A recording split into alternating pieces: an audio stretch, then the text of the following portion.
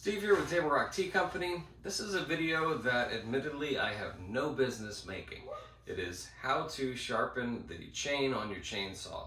Now there are zillions of videos on YouTube and elsewhere where you'll have professional people tell you how to do this, okay? I watch those as well, and I try and no matter what I would do, it would always be hit or miss. I'm a gadget guy, so I'd watch a video and they'd say, you need to buy this, and so I'd buy it. And I can't tell you how many jigs and motorized grinders and special vices that you hammer into logs and all that kind of stuff. I had it all. And the results were pretty much the same. I would be hit or miss. One time I would have it and it would be beautiful, it was like factory, and then the very next time it was duller than when I started to try to sharpen it. And then even worse, there would be many times where I'd sharpen one side, get that sharp, and the other side was dull, and then it would do that curve cut. And it was just frustrating. I sharpen my chains because I have to. I use my chainsaw weekly, if not daily, and I go through a lot of blades, a lot of chains. And if I kept taking them in, I'd go broke, or I would run out of time because it's about 20 miles to the nearest place to do that. And so, yeah, it's just something that I had to learn. So I was doing this for years with mixed results and complained constantly about it. And finally I complained to a buddy of mine who is a professional. He's a logger, and he showed me how to do it. And so his name is Jim. And he said, Steve, you don't need all that stuff. You know, you're watching all these videos saying you got to get this angle right and that angle right and this angle right.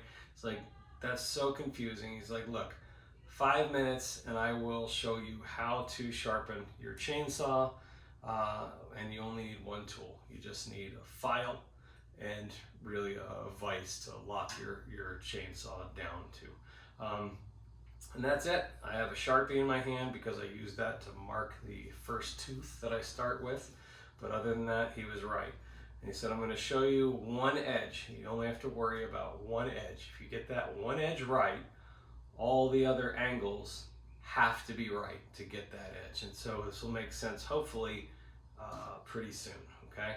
I'm gonna try to zoom in on the camera. It's kind of hard. I've already tried to zoom in. It's gonna be shaky here, but I'll try to show you what you need to see. And again, I'm not a professional, so I'm gonna probably get hammered by a lot of those of you who are, but this is just a guy trying to get his chainsaw functional. And so if that's you, maybe you'll get some help from this video. So anyhow, let me grab the camera here and show you what we're talking about. So we've got my Husky chainsaw. I used to be a steel guy, now I'm a Husky guy. And I've got it locked in a bench vise. I've marked my first tooth, which is right here. I just put some kind of distinguishing line so as it comes back around, I know where I'm going to start. And yeah, so I'll try to zoom in and we'll see how blurry or not blurry we get here in just a second. Okay, we'll see. I'm going to try to hold it steady. Might not do the best job here. Let's see where my mark is. Okay, so there's my marked tooth. I'll come down here. Now, on your chainsaw, on your chain, every manufacturer pretty much has a line marked, and you can see that line right here. I don't know if you can, I can't really zoom in much closer. Let me see if I can. Nope, that's it. So I'll try to go in a little bit closer. Okay, yeah. So you can see this line right here. That line needs to be the angle that you sharpen to. Now here's what I want to point out. Sorry for my unsteady hand.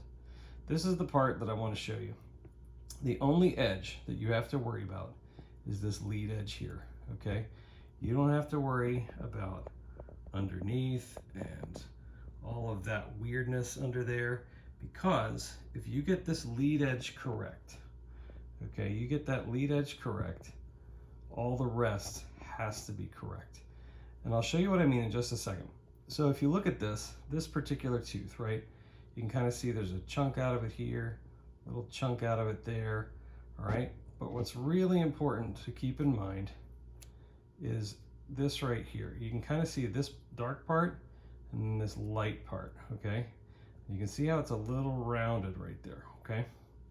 That light part is what we want to concentrate on, because we need to knock this back all the way till there's no more light part. So when you sharpen, when you file it, that all has to go away. And here's why, okay? I'll zoom back out so you can kind of see my hand. That light part, if you kind of imagine the tip of that tooth, okay? That light part represents where the tooth has been worn like that, okay? So it's down to my knuckle, so to speak, okay? So you want the tooth to come in at the log like this so that it cuts and the particles or the chips swing under it. If you're curved like this, what happens is that knocks the blade down and it actually will dull it really quick. So you want it to be straight so that that lead edge is nice and sharp. And so to do that, if it's curved like that, like let's say to my first knuckle, you've got to sharpen it all the way back down to that. So let me show you that again, if that makes sense, okay? So focus in on here, zoom in, okay. Sorry, I'm trying to grab my my tool here. I told you it'd be a bumpy ride, so bear with me. Okay. So again, we'll zoom in.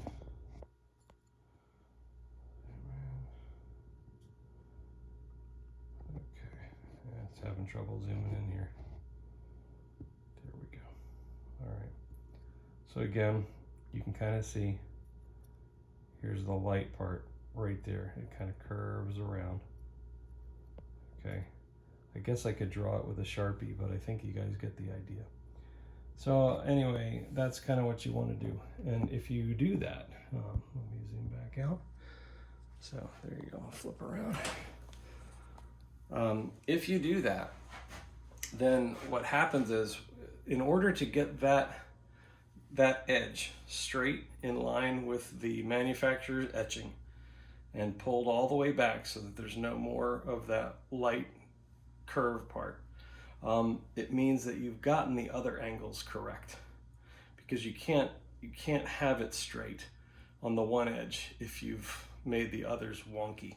So instead of trying to waste your brain energy on figuring out, do I have this angle right, this angle right, this angle right in all, 3 planes, just focus on that one lead edge, get that straight, take it all the way back to where it's no longer dull or curved over, and that should do it. So I hope that made a little bit of sense.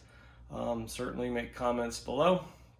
Don't be too hard on me. Like I said, I'm not a professional, so hopefully that helped you a little bit. Thanks for watching. Stay tuned to see what else is brewing here at Table Rock Tea Company.